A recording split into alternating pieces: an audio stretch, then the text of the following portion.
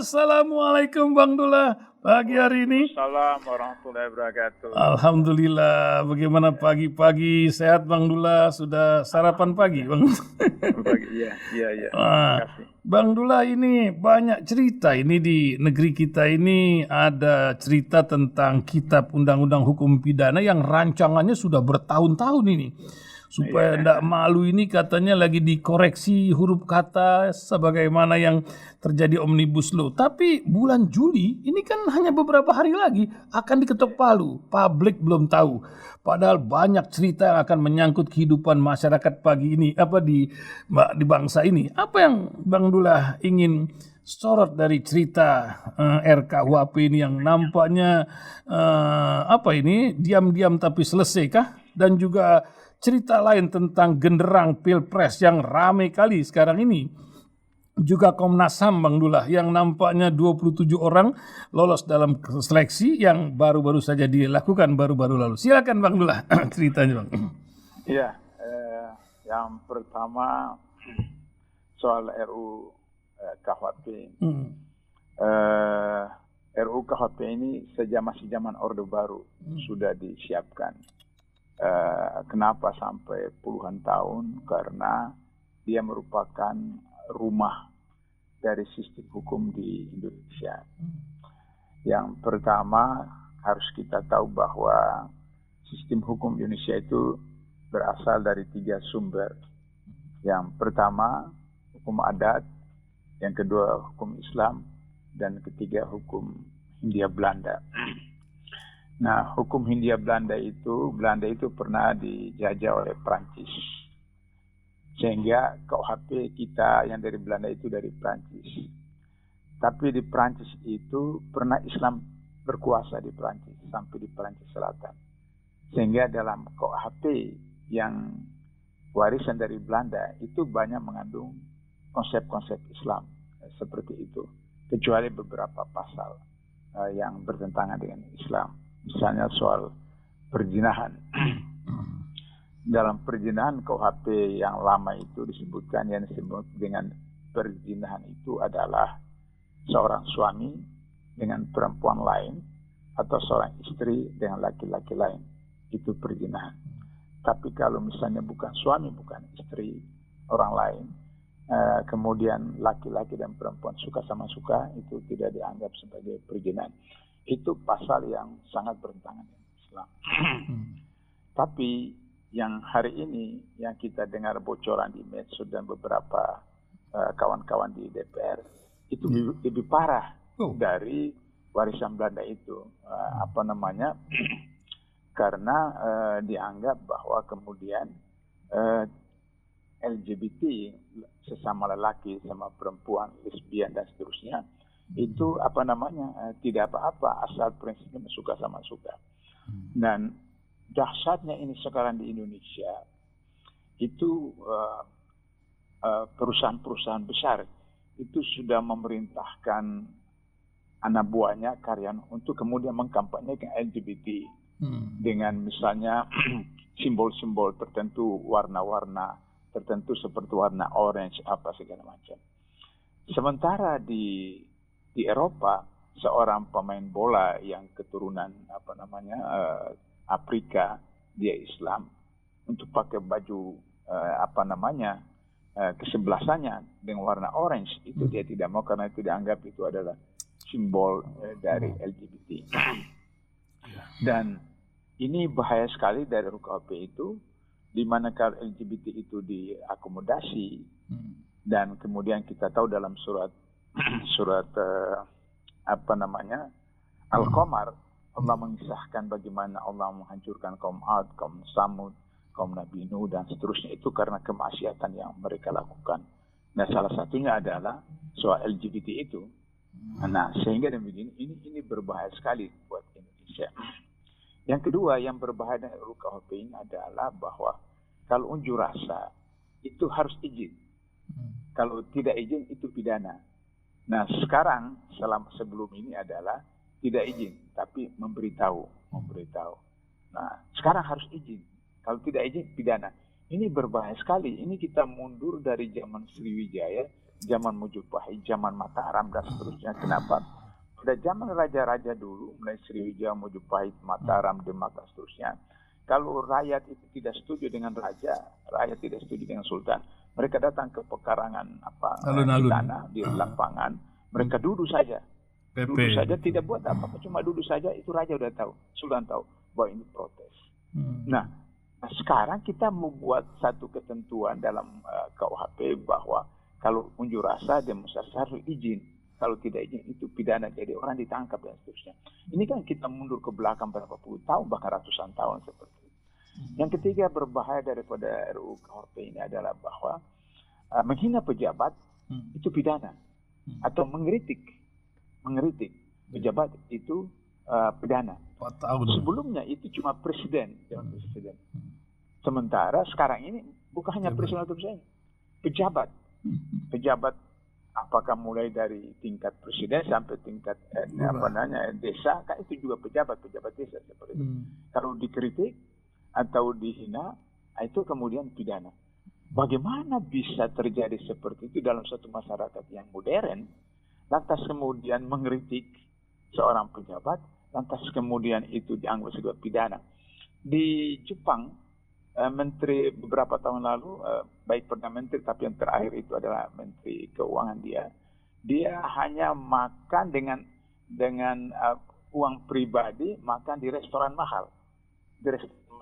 Kemudian dikritik oleh wartawan bahwa sepatutnya seorang pejabat itu harus menunjukkan tentang sense of crisis kepada masyarakat dalam kondisi ekonomi yang tidak stabil. Dia makan di restoran mahal meskipun itu dengan uang pribadi, tapi menunjukkan tidak teladan kepada rakyatnya.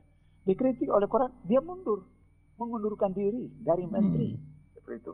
Itu masyarakat Jepang yang kita katakanlah bangsa yang cuma agama Shinto, agama Islam cuma 0,sekian% di Jepang. Tapi itu. Ini Indonesia yang sila pertamanya ketuhanan yang Maha Esa, kemudian pasal 29 ayat 1 Undang-Undang 45 negara berdasarkan atas ketuhanan yang Maha Esa. Lantas kemudian kita menetapkan hal-hal yang bertentangan dengan ketentuan-ketentuan dalam agama Islam. Padahal kata Rasulullah, menyampaikan kebenaran di depan penguasa yang zalim itu salah satu bentuk jihad besar. Menyampaikan kebenaran di depan penguasa yang zalim.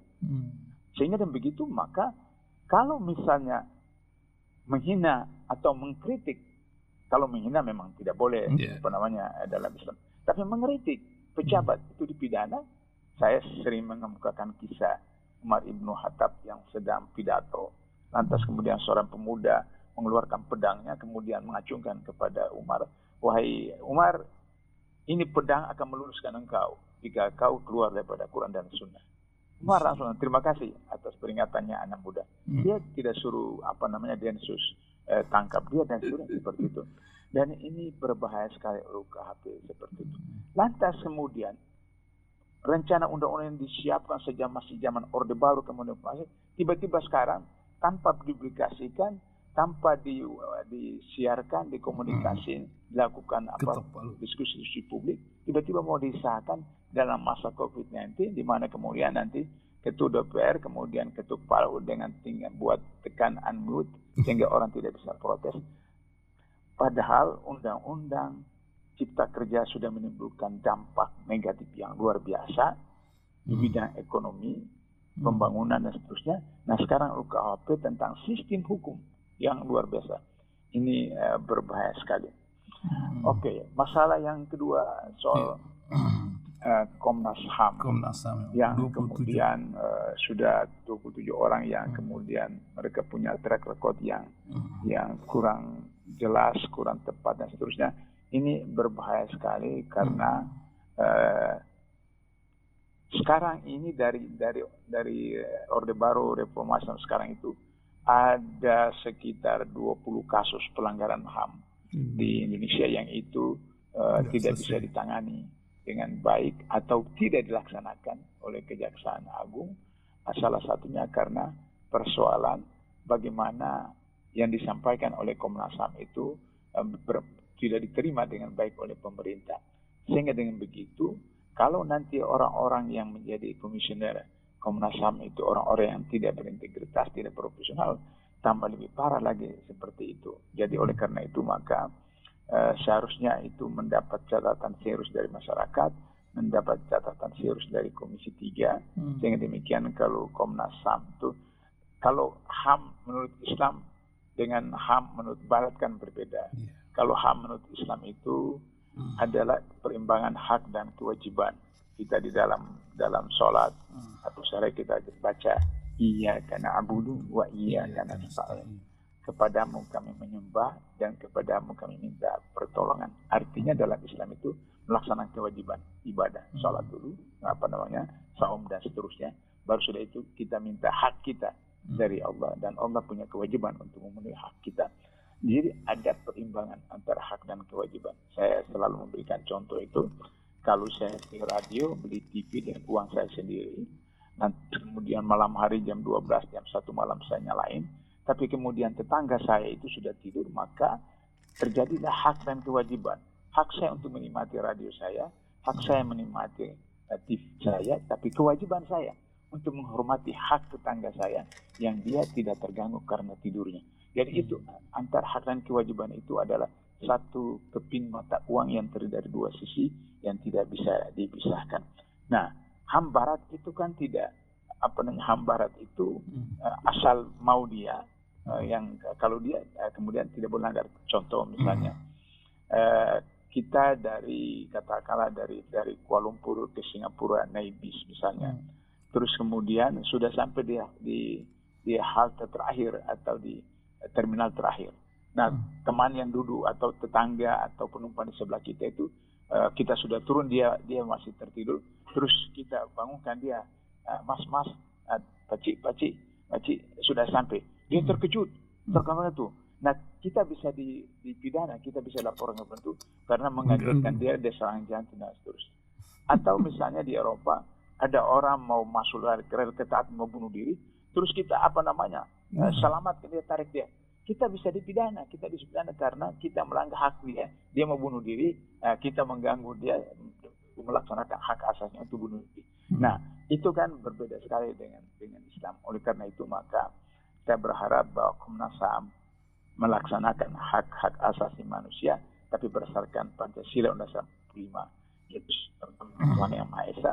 Maka hak-hak asasi manusia di Indonesia itu harus berdasarkan Ketuhanan Yang Maha Esa. Begitu juga tentang pasal 29 ayat 1 dan 4. Nah, itu Komnas HAM. Yang ketiga soal pemilu ini, pemilu karena ini peneliti Belanda saja ini apa perlu satu aja calonnya, karena presiden threshold ini kan juga bagai jauh panggang dari api kita dapatkan ikhtiar. Apa yang terjadi nih, karena banyak parpol ini sudah pasang kuda-kuda padahal masih 2 tahun lagi. Silakan. Jadi pertama soal presiden threshold itu di dunia itu tidak ada. Yang macam gitu. Hanya di Indonesia. Negara Amerika Serikat yang disebut bapaknya demokrasi itu saja tidak menggunakan presiden threshold. Sebenarnya cuma kita baca di surat kabar atau radio TV itu pada saat terakhir 2 calon capres Amerika atau lain. Tapi sebelumnya, itu setahun sebelumnya itu yang Pilpres Amerika yang 2 tahun lalu itu ratusan bahkan ribuan dari individu, dari ormas, dari partai apa. Kemudian ada prosesnya sampai kemudian terakhir tinggal 2. Nah, jadi tidak ada presiden threshold. Asal dia kemudian memenuhi syarat dan seterusnya diajukan, nanti kemudian ada syarat-syarat di KPU-nya seperti itu, maka kemudian gugur. Atau kemudian calon-calon itu merasa dirinya tidak pantas, apakah karena soal dana kampanye, apakah soal konsepnya, apakah soal status sosialnya dan seterusnya, maka tinggallah seperti itu. Nah, pada pemilu 55 saya selalu mengulangi pemilu 55 karena saya pernah sekantor dengan Pak Nasir, pernah sekantor dengan Pak Budi Harahap, saya pernah sekretaris beliau, di mana beliau itu adalah pelaksana pemilu 55 yang paling berhasil, dan kemudian beliau Perdana Menteri waktu itu. Saya tanya kepada beliau, Pak Bur, kenapa Masyumi mengklaim bahwa pemilu 55 itu pemilu yang paling bersih, jujur, itu. Kata Pak Burhanuddin Harab, waktu merdeka, Indonesia itu 50% masih buta huruf. Waktu merdeka, Indonesia 50% masih buta huruf. Pemilu 55 itu kemudian 3 orang anggota KPPS itu di TPU itu 3 orang itu 2 orang buta huruf. Hanya 1 orang yang bisa baca. Tapi begitu jujurnya demokrasinya. Dan pada waktu pemilu itu semua bisa maju jadi caleg. Apakah dia polisi, apakah dia tentara, apakah dia ormas, apakah dia partai, apakah dia individu. Bisa. Saya sudah pernah ceritakan ini di kampanye terbuka terakhir di lapangan Banteng, sebelah sana masa Masyumi, sebelah sini dekat Istiqlal itu masa PKI. Jarak antara masa Masyumi dan masa PKI itu kurang lebih cuma 5 meter. Di panggung Masyumi kampanye Islam Dasar Negara, di panggung PKI kampanye negara sosialis. Selama 2 jam tidak ada satu pun lemparan batu dan seterusnya. Artinya bahwa masyarakat itu terlibat langsung, memiliki dan seterusnya, sehingga kemudian tidak ada lagi manipulasi di KPU, tidak ada lagi pakai peti suara dari kardus dan gembok misalnya. Ini kan lucu, kardus tapi digembok seperti itu. Nah, di Malaysia, saya 15 tahun di Malaysia, Pak Ihsan. Setiap pemilu itu saya datang nonton dengan istri, karena bukan warga negara, jadi tidak ikut nonton. Itu dilakukan di sekolah-sekolah. Jadi hari libur, pemilu itu libur. Sehingga kemudian dibuat di sekolah-sekolah. Jadi kalau satu sekolah ada berapa kelas, maka kemudian hanya 2-3 jam selesai, karena semua satu kelurahan itu di satu sekolah itu. Dan kemudian tidak ada biaya untuk membuat kotak tidak buat TPS, karena kelas-kelas itu sudah TPS itu seperti itu. Dan kemudian kotak suara untuk dimasukkan itu dari Merdeka Malaysia itu sampai hari ini tidak pernah diganti-ganti. Ya, jadi kotaknya seperti seperti zeng begitu, dengan kayu seperti itu. Tidak pernah diganti-ganti. Jadi biaya pemilu di Malaysia itu tidak ada biaya TPS, tidak ada biaya kotak suara. Coba saya itu. Karena itu sudah dari dulu, karena pakai ruang sekolah. Kalau kita kan biaya TPS, biaya kotak suara, dan kotak suara kardus dikasih gemboknya bayar lagi, beli sebelum. Nah, oleh karena itu maka problem kita, pilu kita itu tidak punya kewenangan, tidak punya kompetensi yang sehingga demikian terjadi money politik dan seterusnya. Oleh karena itu maka menurut saya sudah beberapa kali saya katakan, kembali saja sistem Orde Baru. Sistem Orde Baru berarti kembali ke Undang-Undang 45. Jadi sila keempat kan kerakyatan yang dipimpin oleh hikmah, kebijaksanaan dalam permusyawaratan perwakilan. Jadi kita pilih wakil kita menjadi anggota MPR, mereka bermusyawarah di MPR, pilih presiden, wakil presiden. Kita memilih wakil kita DPR tingkat 1, mereka bermusyawarah memilih gubernur. Begitu juga wakil kita yang kita pilih dalam pemilu anggota DPR tingkat 2, mereka musyawarah memilih bupati atau wali kota. Jadi kalau Jakarta misalnya 100 orang anggota DPR Provinsi Jakarta, kemudian 1 anggota DPRD Jakarta itu disuap 1 M oleh siapapun, 9 atau apa, maka ada 100 M. Tapi KPK bisa menangkap langsung 100 orang itu. Seperti kasus Malang, 43 dari 40 anggota DPRD Kota Malang ditangkap KPK. Jadi mudah dikontrol dan bisa ditangkap.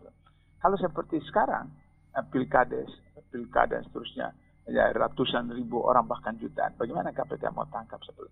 Jadi efisien, efektif, dan kemudian sesuai dengan sila keempat Pancasila kita, yaitu wakil kita bermusyawarah sebelum. Tinggal lagi persoalannya adalah bagaimana wakil yang kita pilih. Maka di sini soal partai.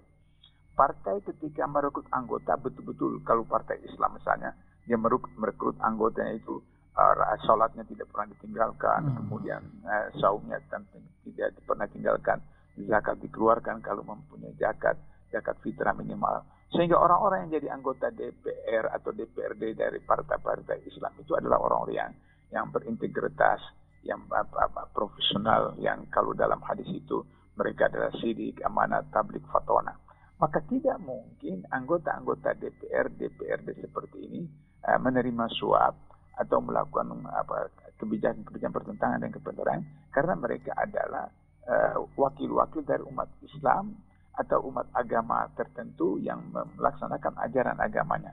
Selalu saya katakan, pasal 29 ayat 1 berdasarkan atas ketuhanan yang Maha Esa, maka kemudian tidak ada agama apapun di dunia, khususnya Islam, yang membenarkan korupsi, yang membenarkan penyuapan, yang membenarkan perizinan, yang membenarkan penipuan, membenarkan manipulasi suara dan seterusnya.